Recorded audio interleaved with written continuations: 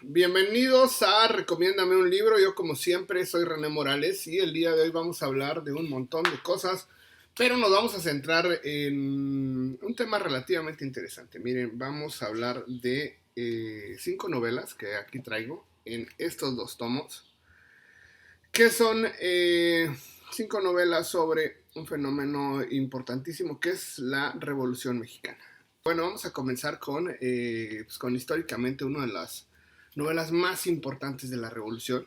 Se llama Los de Abajo, de Mariano Azuela, que fue publicada en 1916. Y pues básicamente se publicó en un periódico en el norte del país por entregas. Se publicó, digamos, sí, cada semana se publicaba un avance de la novela. Un avance de la novela es una novela muy, muy cortita y tiene la peculiaridad de que es la primera novela que se publicó sobre el tema. Aquí la tengo por separado. Este es el grueso de la novela. Y es una novela, como les comentaba, que tiene la peculiaridad que se publicó en 1916, que fue el año en que todavía la revolución estaba prácticamente llevándose a cabo. Y tendríamos que hablar formalmente de que habla sobre un líder revolucionario, Demetrio Macías, que sale prácticamente del norte del país con una serie de personas que lo van siguiendo y pues, los enfrentamientos durante distintas partes del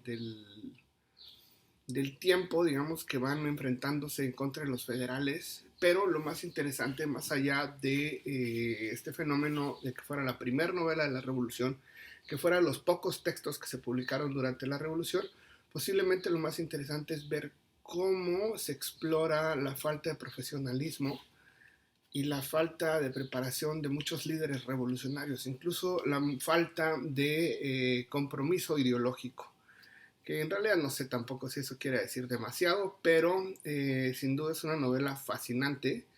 Y pues sí, pasamos prácticamente por Zacatecas, pasamos por Jalisco, pasamos por Aguascalientes, pasamos por Celaya, pasamos por un montón de lugares en donde estos grupos militares, que no son grupos militares que estén basados en la realidad, nos van demostrando pues gran parte de este movimiento social que no sabemos formalmente si tenga la profundidad ideológica que se necesita, pero ahí está, es una obra fundamental y pues para comenzar a leer sobre la revolución creo que esa es la primera.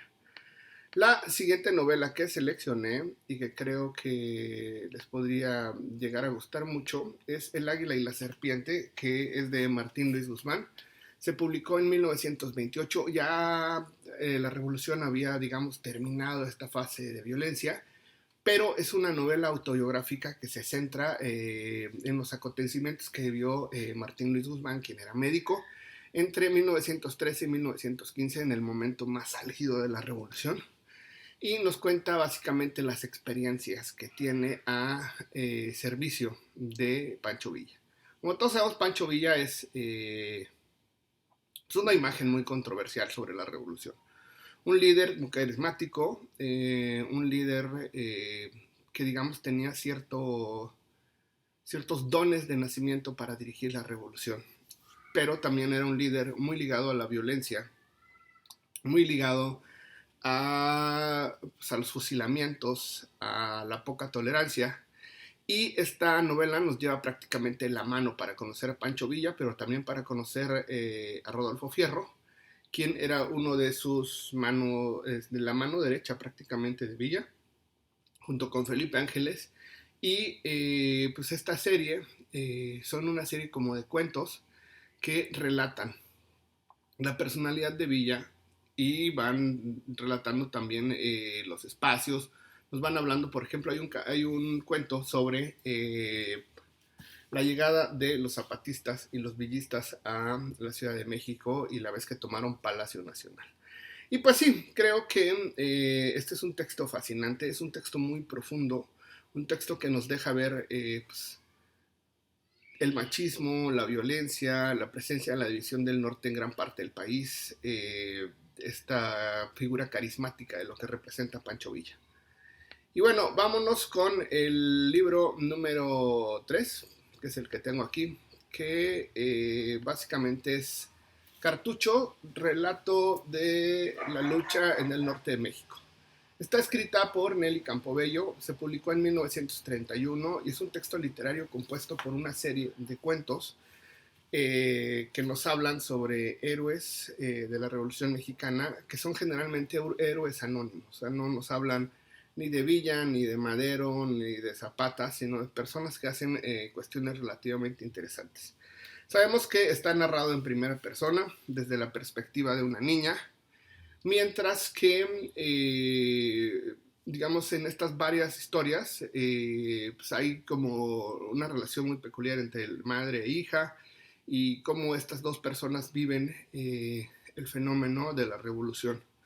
Miren, todos sabemos que Nelly Campobello pues, sí tuvo cierta participación, aunque sea como testigo, dentro de la Revolución Mexicana. Sabemos que nació en 1900 y sabemos que nació en el estado de Durango, que también fue un estado muy marcado por el villismo, por la violencia, y que pues nos lleva prácticamente a hablar de pues, de estas personas que fueron testigos o que fueron partícipes a la fuerza por estar nada más, pues prácticamente ahí. El texto se divide en tres partes: en Hombres del Norte, en Fusilados y en El Fuego, y pues narra básicamente la batalla de villistas contra carrancistas, narra prácticamente pues tragedias de personajes anónimos, y vale muchísimo la pena conocerlo. Creo que dentro de los textos escritos por mujeres, seguramente este es uno de los más importantes o de los que más valor tienen como, pues como persona que estuvo pues ahí y que le tocó vivir en medio de las balas.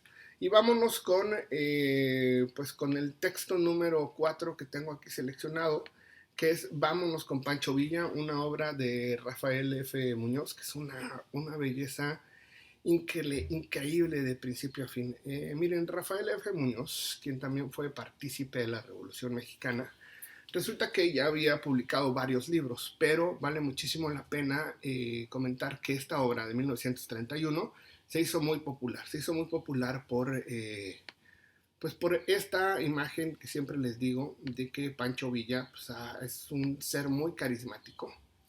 Y pues nada, resulta que eh, es la novela que lo consagró. Incluso sabemos que hay una versión que se llevó al cine, que es una versión muy interesante. Y pues el tema central, como ustedes se pueden imaginar, es la división del norte y pues estos prototipos que tienen que ver con Villa, con sus ayudantes.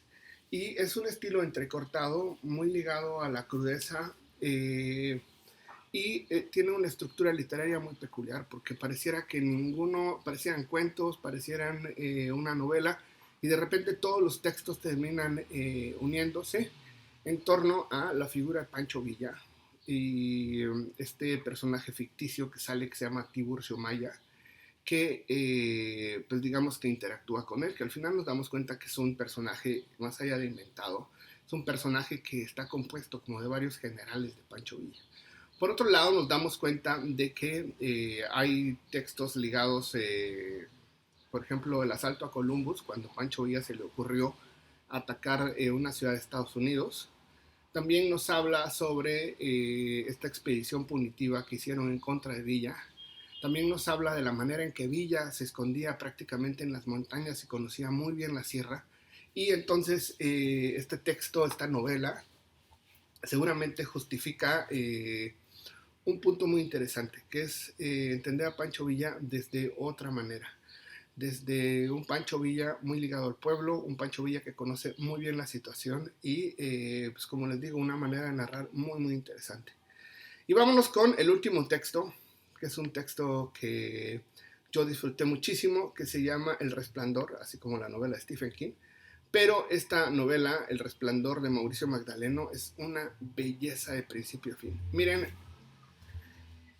si uno tuviera que reflexionar sobre la llegada del PRI, del Partido Revolucionario Institucional, al poder, sin duda tendríamos que hacer una línea directa entre el PRI y los fundadores pues de ciertos sectores revolucionarios.